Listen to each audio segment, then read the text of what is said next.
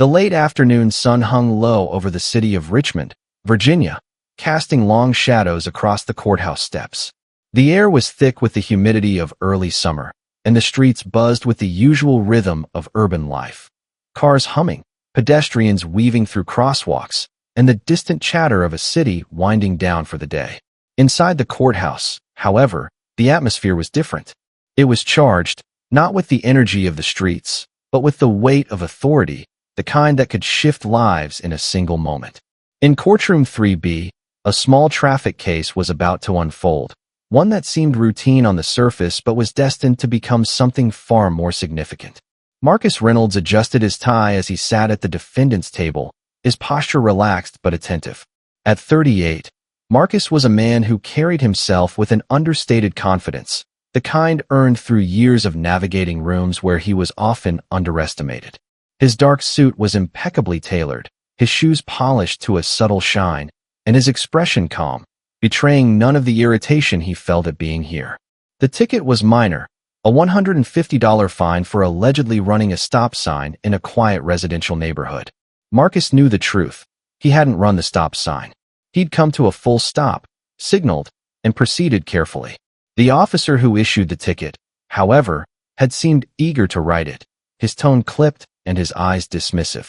Marcus could have fought the ticket at the scene, could have flashed his credentials then and there, but he chose not to. He wanted to see how this would play out, not as a test of the system, but as a reminder of what it meant to be a black man in a world quick to assume guilt. The courtroom was sparsely populated, a few other defendants waiting their turn, a board clerk typing at her desk, and a bailiff standing near the door, his arms crossed. The judge's bench loomed at the front, elevated like a throne, its dark wood polished to a gleam. Judge Harold Grayson presided, a man in his late 50s with a reputation for running his courtroom with an iron fist. His gray hair was neatly combed, his black robe immaculate, and his eyes carried the sharpness of someone who'd seen it all, or thought he had. Grayson was known for his efficiency, his rulings swift and his patience thin. But there were whispers, stories that circulated in legal circles about his biases. Nothing overt enough to be challenged, nothing documented in a way that could end a career, but enough to make attorneys like Marcus take note. Grayson had a way of leaning harder on certain defendants, his fine steeper, his tone colder, when the person before him didn't fit his vision of respectability. The bailiff called Marcus's case, and he stood, smoothing his jacket as he approached the podium. Grayson barely looked up from the file in front of him, his glasses perched on the bridge of his nose. The officer who'd issued the ticket, a young man named Officer Daniel Holt, was present, seated to the side, his uniform crisp and his expression smug.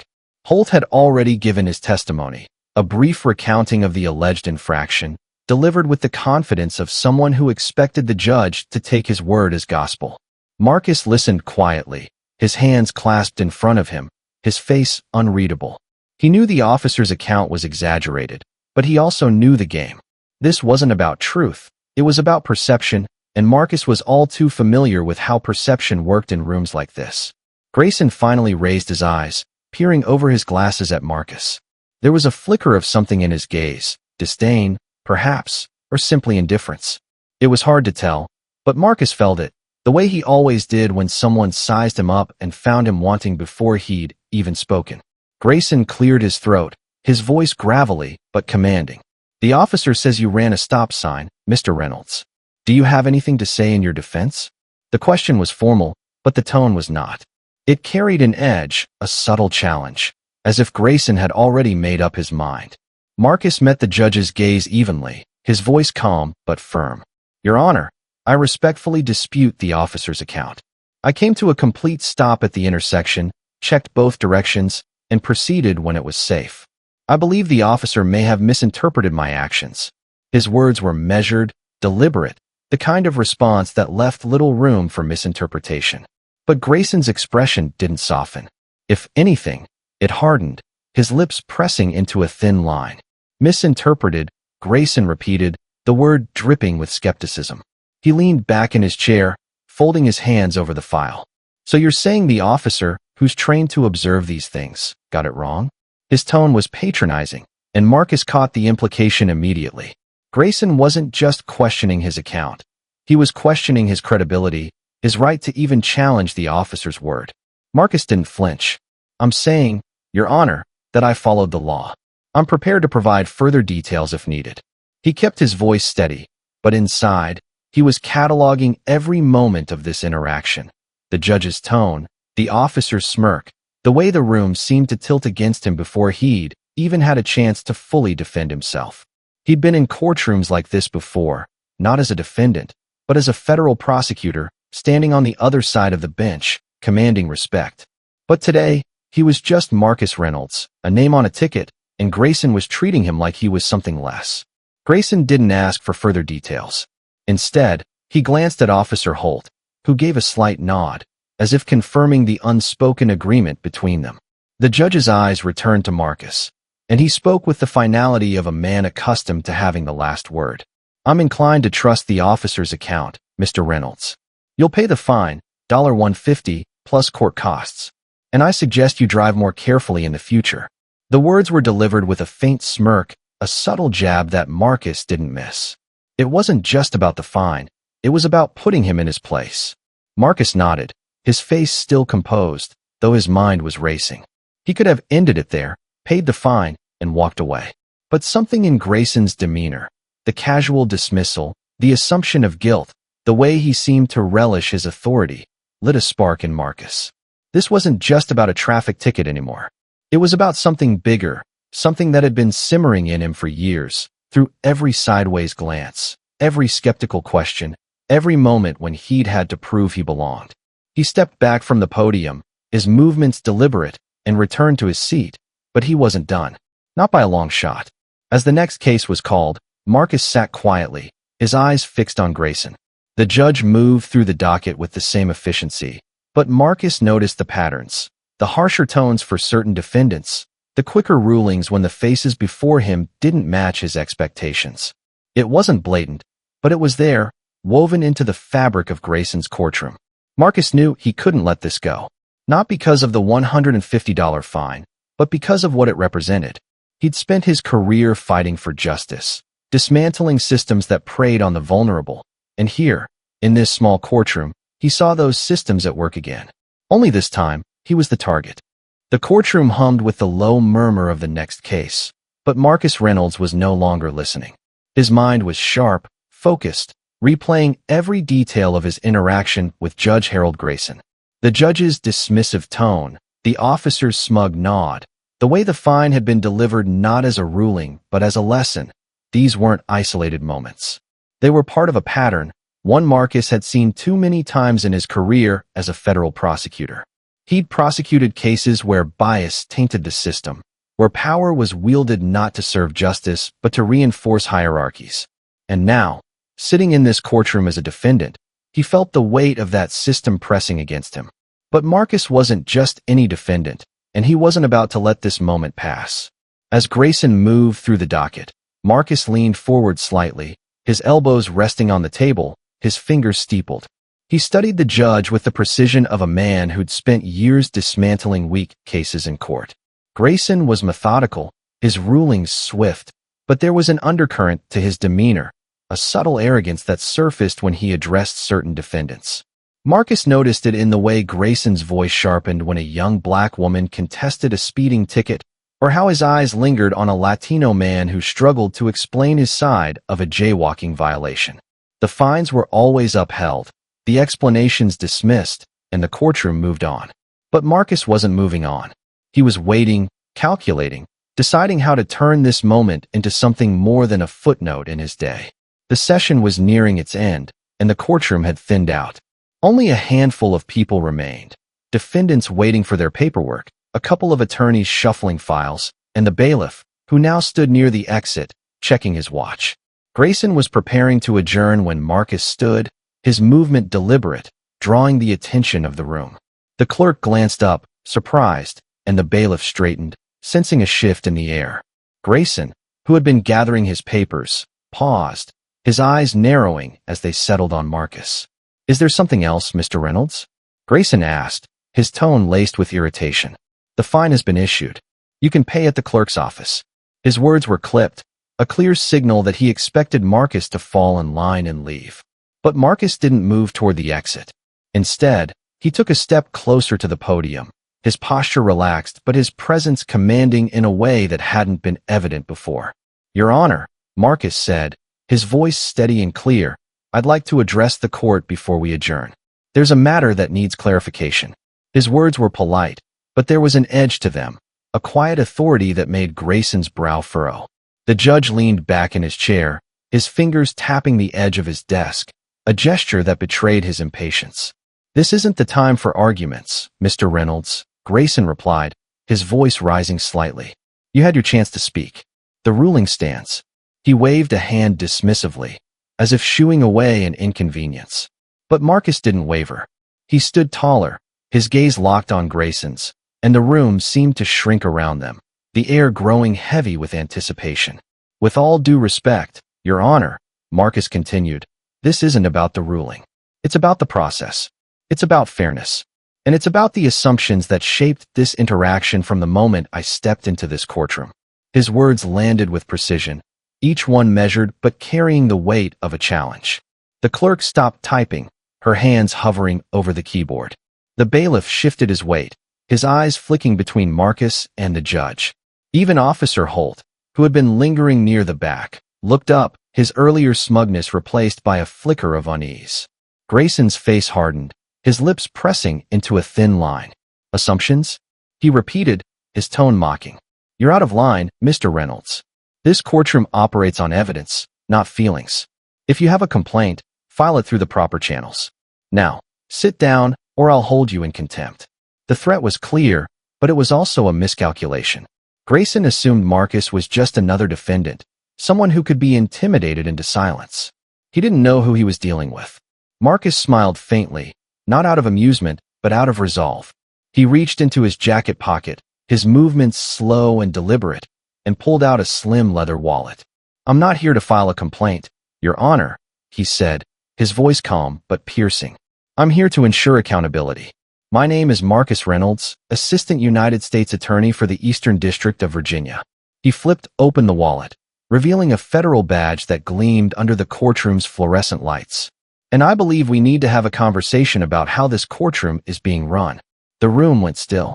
Grayson froze, his eyes locked on the badge, his expression shifting from irritation to something closer to shock. The clerk's mouth parted slightly, and the bailiff took a step forward, then stopped, unsure of what to do. Officer Holt's face drained of color, his earlier confidence evaporating as he realized the implications of Marcus's words. For a moment, no one spoke, the silence thick with the weight of the revelation. Marcus stood motionless, his badge still held aloft, letting the moment sink in. Grayson recovered first, though his voice betrayed a hint of unease. "A federal prosecutor," he said, his tone attempting to regain control. "That's noted. But your position doesn't exempt you from the law, Mr. Reynolds. The fine stands." He straightened in his chair, trying to reassert his authority, but the words sounded hollow, a reflex rather than a conviction. Marcus lowered his badge, slipping it back into his pocket with the same deliberate calm. "This isn't about the fine, Your Honor," he said, his voice unwavering. "It's about the bias that led to it. It's about the way you dismissed my testimony before I even finished speaking. It's about the pattern I've observed in this courtroom today, where certain defendants, people who look like me, are judged not on evidence, but on assumptions. And those assumptions have no place in a court of law." Grayson's face reddened, his hands gripping the edge of his desk. "You're making accusations without proof," he snapped. "This is a courtroom, not a soapbox. If you think you can intimidate me with your title—" He stopped himself, perhaps realizing that raising his voice was only undermining his position. But Marcus didn't need to intimidate. He was already in control, his presence steady, his words cutting through the judge's bluster like a blade. "I don't intimidate, Your Honor," Marcus said quietly. "I investigate. I prosecute. And when I see a system failing the people it's meant to serve, I act. Today, I was a defendant, but tomorrow, I'll be the one asking questions. Questions about your rulings, your conduct, and whether this courtroom upholds the principles of justice it's sworn to protect." He paused, letting the words settle. "You'll hear from me again, Judge Grayson. Not as a defendant, but as someone who holds the system accountable." Grayson opened his mouth to respond, but no words came. For the first time, he looked uncertain, his authority shaken by the man standing before him. Marcus turned, his movements calm, and walked toward the exit, leaving the courtroom in stunned silence. But this was only the beginning. The real work was about to start. Marcus Reynolds stepped out of the Richmond courthouse into the fading light of the evening, the humid air clinging to his skin as he descended the steps. The confrontation with Judge Harold Grayson replayed in his mind, not as a moment of triumph, but as a stark reminder of the work still ahead. He'd shaken the judge's composure, exposed the cracks in his authority, but Marcus knew better than to mistake a single encounter for change. Grayson's courtroom was a microcosm of a larger problem, one that extended beyond one judge, one ticket, or one day. As a federal prosecutor, Marcus had spent years dismantling corruption and bias in systems that claimed impartiality while practicing anything but. Now, he was determined to turn this personal experience into a catalyst for something bigger. Inside his car, Marcus sat for a moment, the engine idling as he considered his next steps. His badge rested in his jacket pocket, a symbol of the authority he wielded, but also a reminder of the responsibility that came with it. He'd seen too many colleagues use their positions to coast, to avoid rocking the boat. But that wasn't Marcus. He'd joined the U.S. Attorney's Office not for prestige, but for impact, to challenge the inequities he'd faced his entire life, from the skeptical glances in law school to the subtle slights in courtrooms where his presence was tolerated but never fully welcomed. Today's encounter wasn't new, but it was personal, and Marcus wasn't about to let it fade into the background. He pulled out his phone and dialed a familiar number. The line rang twice before a voice answered, steady and professional. "Sarah, it's Marcus," he said, his tone calm but resolute. "I need you to pull some records for me. Court transcripts, judicial complaints, anything tied to Judge Harold Grayson in Richmond."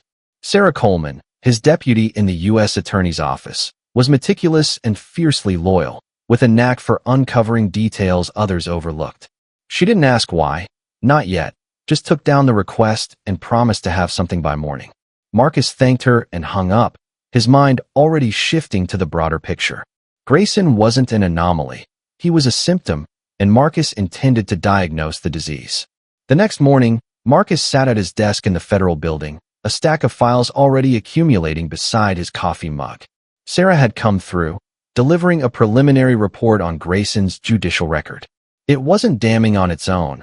Grayson was careful, his rulings technically defensible, but there were patterns. Higher fines for minority defendants in traffic cases, disproportionate contempt citations for those who challenged him, and a string of complaints that had been quietly dismissed or buried. None of it was enough for a formal investigation, not yet, but it was a start. Marcus leaned back in his chair, his fingers tapping rhythmically against the desk. He wasn't after Grayson alone. He was after the culture that allowed judges like him to operate unchecked.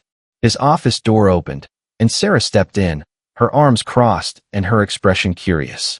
"So, you going to tell me what this is about?" she asked, leaning against the doorframe. Marcus smiled faintly, gesturing for her to sit. He recounted the courtroom incident, not with anger, but with the precision of a prosecutor laying out a case. Sarah listened, her brow furrowing as he described Grayson's tone, the officer's nod, the way the fine felt like a power play rather than justice. When he finished, she shook her head. "You could have shut that down in 2 seconds with your badge," she said. "Why let it play out?" "Because I needed to see it," Marcus replied. "Not just feel it, but document it. If I'd flashed my credentials at the start, Grayson would have backpedaled, and we'd have no record of how he operates when he thinks no one's watching." Sarah nodded, understanding dawning. "You're building something bigger than one case." Marcus didn't respond directly, but his silence was confirmation. He wasn't just building a case. He was building a reckoning. Over the next few days, Marcus worked methodically, reaching out to contacts in the legal community, defense attorneys, court clerks, even a few judges who'd clashed with Grayson over the years. The stories were consistent. Grayson's courtroom was a place where fairness depended on who you were, where defendants who didn't fit his mold faced steeper consequences. Marcus also requested data from the court's administrative office, anonymized records of fines, rulings, and contempt citations. The numbers backed up the anecdotes. Black and Latino defendants received fines 20% higher on average than their white counterparts for similar infractions. It wasn't proof of racism, not in a courtroom sense, but it was enough to raise questions. And Marcus was very good at asking questions. He also met with his boss, U.S. Attorney Vanessa Clark, a no-nonsense woman who'd mentored Marcus early in his career. In her corner office, Marcus laid out his plan, a formal review of Grayson's courtroom, potentially escalating to a civil rights investigation if the evidence warranted it. Clark listened, her expression unreadable, then leaned forward. "You're walking a tightrope, Marcus," she said. "Grayson's got friends, judges, politicians, even some of our own. If you go after him, you need to be airtight." Marcus nodded. "I know. That's why I'm starting small. Data, patterns, witnesses. If there's something there, I'll find it." Clark studied him for a moment, then gave a curt nod. "Do it, but don't let it get personal." It was good advice, but Marcus knew it was already personal. Not in a way that clouded his judgment, but in a way that fueled his resolve. He'd spent his life proving he belonged, in classrooms, courtrooms, boardrooms, and every time he thought the world had changed, moments like the one with Grayson reminded him it hadn't.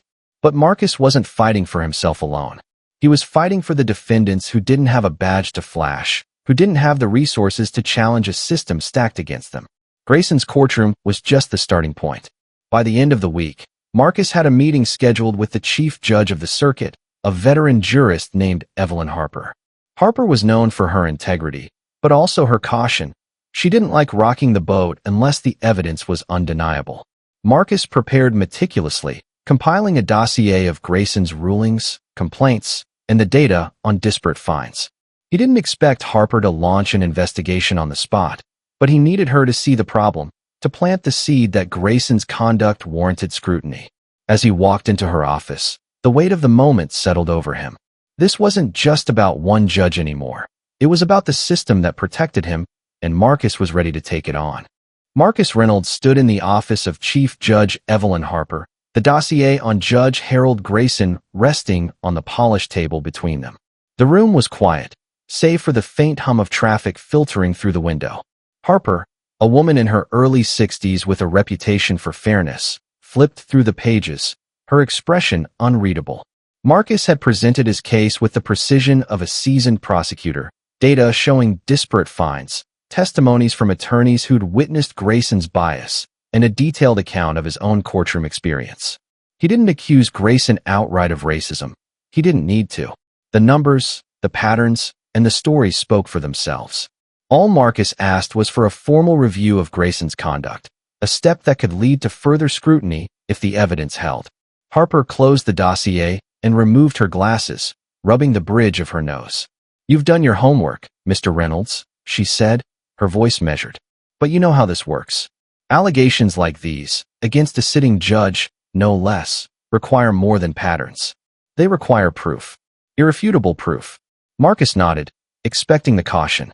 "I understand, Your Honor. That's why I'm asking for a review, not a verdict. Let the court's own processes do the work. If there's nothing to find, I'll accept that. But if there is, we can't look the other way." Harper studied him for a moment, then gave a slight nod. "I'll take it under advisement. You'll have my decision by next week." The meeting was a small victory, but Marcus knew the real battle was just beginning. Over the next few weeks, he continued his work, quietly gathering more evidence while maintaining his caseload at the U.S. Attorney's Office. He reached out to community advocates, meeting with local NAACP leaders and civil rights attorneys to discuss Grayson's courtroom and others like it. The conversations weren't just about one judge.